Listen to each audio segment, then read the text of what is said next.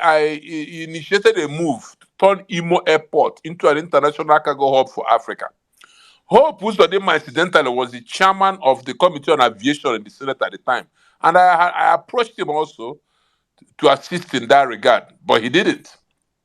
So that means that plus the other things I have said, let me just ignite your fertile imagination. So begin to think about this man with all these ideas, this vision for his state as a private individual. What do you think he's going to do as a governor? Thank you. Thank you very much for your response, sir. Again, I'm going to appeal to ladies on this space. Do well to request for the mic and come up here. So let's go over to, I think it's life issues. FS Yusuf took a cue. I think it's life issues that is next. Over to you. You've got a minute. Hello, sir. Good evening, everyone. Thank you so much for coming on this stage for us to ask your question. I know how busy your schedule is and how important it is for us to hear from you. From coming from a media perspective, I just want to understand what your media group are doing about the negative publicity out there. I mean, whenever we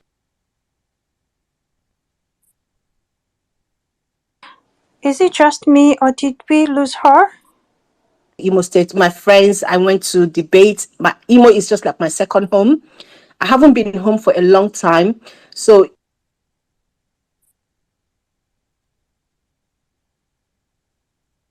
Sorry, is it me or can anyone else hear her? No, we're losing her in and out, coming in and out. Okay. hello, can you hear me Okay, now? yes, we can. We lost you for a bit. Please go ahead. Oh, okay, yeah.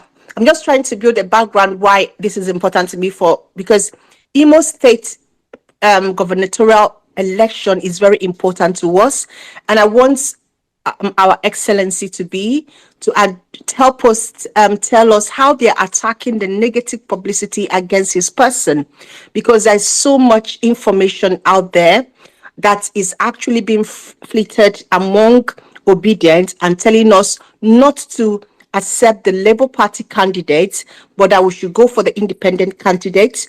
So, what is your publicity and media personality doing? Because we are not seeing your presence, but there's so much negativity. Thank you so much, sir. Well, like I said earlier, it is the same group that tried to force me to start responding to the allegation that Hope Uzodinma gave me $1 million. Who wanted to insult my person. The same group that are pushing the obedience, but the obedience are very intelligent people. That's what I believe. So we are pushing our own agenda. We don't want. We are coming out, and when we come out, we'll control the airwaves. Do you understand? So on my birthday, we launched our newspaper. It's called Ekureku, the Talkative, and then we have a television license. We are not these people. We're not in the same league with these people. So we are going to. You will feel the social media space. We'll take it over. I have a powerful team, and I trust obedience. I trust their level of intelligence.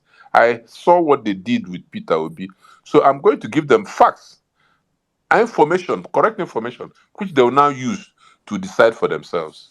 That's what I want to say about that. Thank you. Okay, thank you for your response, sir. So moving on real quick, let me pass the mic over to Emeka. Hi, Emeka, how you doing? Emeka, are you there? Okay, Emeka isn't there quite yet, so I'll pass the mic over to Project P. Hi, Project. Hi, hi, Yusuf. Thank you for this opportunity. Welcome to the talk, Athan. I'm from Imo Thank you State. very much. From Imo State, and until I traveled, I lived almost all my life in Imo State. So I understand the dynamics of I'm so sorry. Your sound system is quite bad. Do you wanna? Are you using any Very sort of yeah? faint. Very Very faint. faint. Yeah. Are you using any sort of listening or speaking device? Is it better now? Yes, it is. Please go ahead. Oh, Yes, it all right. is. All right, thank you, Senator. I'm from Imo State, and until I traveled, I've lived almost all my life in Imo State, so I understand the dynamics of our politics. So, Senator, I would like you to tell us, and this question is based on what a lot of people have been saying about you. Can you tell us your relationship with Peter Obi and how you contributed towards his campaign? And then, secondly, how are you reaching out to a lot of the internally displaced politicians we have in Imo State? You know what's happening in APC, PDP, and other parties where most of their leaders are not in tune with the leadership either at the state or at the national level. Are you making any effort to reach out to them and have them come over and help you in this campaign? Thank you very much. I supported Peter Obi. I voted for him, and then my belief in politics is campaigning is your ability to go to those who don't support you and convince them to support you. That's what campaigning is all about. That's what politics is all about. That's what I mean by in the next 2 weeks, we'll unleash the campaign organization on the Holy Molites. So we hope to bring everybody on board. That's the plan. Thank you. Okay, thank you, sir. So let's move on real quick to Obiariri. Hi, how you doing? Hi, Pearl. How are you?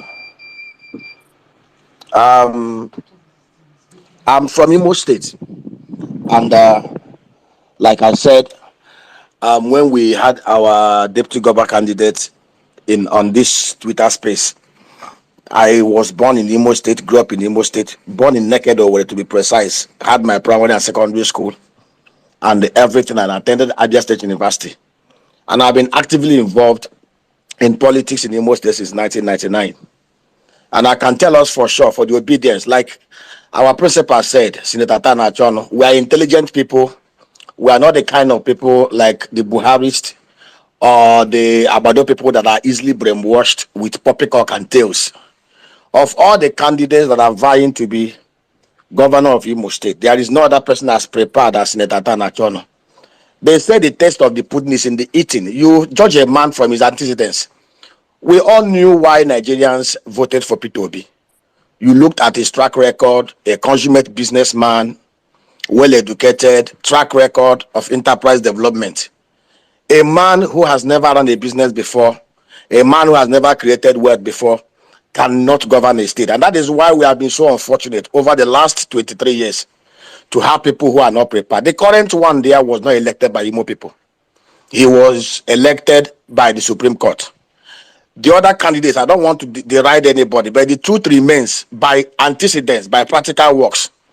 Somebody, for most of us who do not understand, Senator Atton is a very modest person, very humble. He will not want to blow his trumpet. There is no Imolite who has the kind of investment that he has in Imo State. No living or dead Imolite. In terms of tangible investment, anybody can tell you, go to Imo State, go and ask. And that is the truth. And it's high time, like we pointed out to him, to come out blowing that trumpet, to come out letting Imolites know that he talked about rail. In fact, let me tell us, he was the first person. He, Sorry to cut in. Obioreri is in my economic team. Is he supposed to be? I want to. I want to talk to people from the opposition. Thank you very much for bringing that to our notice. So I think we should bring him down now. Mr. Yeah, he's my Obiari, economic thank you team. so much for So your he will kind words. blow my trumpet. Yeah, so please let's have another speaker. Thank you so much. Thank you, Senator, for bringing that to our knowledge. I appreciate that. We appreciate that honesty. Please let's have Bethel. Bethel has been here for long. Then we have Dr. Sent. Then the next lady. Then we have Emeka. Thank you so much, Yusuf and Pearls, for hosting this space. And Your Excellency, it's our honor to have you here. Thank you. Here to have brought out time to come and talk to us. My name is Bethel Langanihu. I'm from Olu. And basically, I'm going to go straight. I have two questions and then one kind of hint or slash question. So first is you talked about your economic team in the spirit of and in the spirit of inclusiveness. You answered the questions based on the inclusiveness as well. I would just like to know, idealistically, as in within a range, what percentage of affirmative action would you be pledging for the youth and women, respectively, in your team? As in, what range are you looking at? 10%, 20%, 30%? What are you looking at? Then, secondly, you also talked about local government autonomy, and I'm happy that you appreciate the effect of a fully functional local government authority in governance. My question is: are you committed to the 100% autonomy of Imo State Judiciary?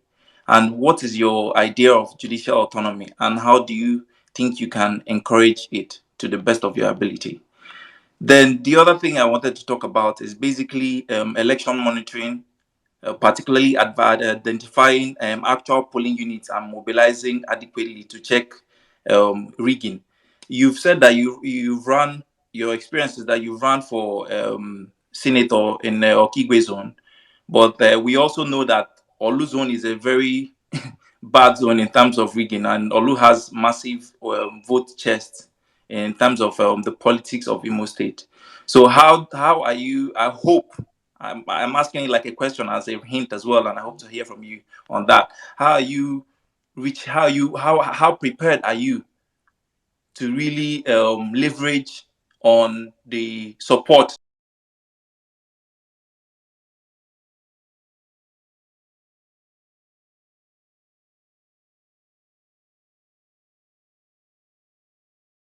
of? That's it. I yield my mic. Thank you so much. Um, First of all, I don't believe that you single out the youth, single out women. Like question somebody asked me the other day about the disabled as well. If you want to create a better society, you create it only based on competence. When you create an enabling environment, that's how societies function. It's only the strong, the swift, and the smartest that survive. All I need to do is to create an enabling environment, and then I will now. I believe in meritocracy. So when I create that enabling environment, I believe in equity, so that those people who work hard will benefit. That is what progress is made from. You understand? So equity, competence, that's what I'm going to promote. Meritocracy, that's what I'm going to promote. I will say, oh, youth, you take 30%, that's corruption. Women, you take 20%. No, I don't believe in that. I believe that we create the enabling environment for those who are hardworking to prosper, to succeed. That's what I want to do. So I don't want to play to the gallery, say, so that youth will now say, okay, I'm giving them. So if I give youth more, then I'm depriving others who are hardworking.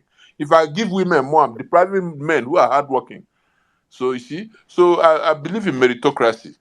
That's how I answer that question. And then again, this election is not about Athanasius Nejinena Achonu. It's about Imo State. And if the guarantee I'm going to give, I want every Imolite to deliver their booth. In the last election, they're talking about what happened in this local government House of Assembly election.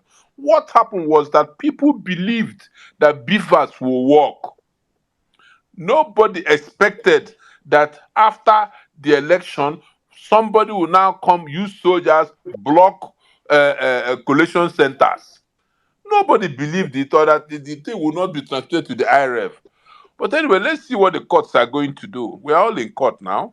So, but I promise that if everybody protects their boots, and then it gets to the collection center, Athanasius Nejidena Machono, I will protect the collection centers. That's a guarantee. Thank you.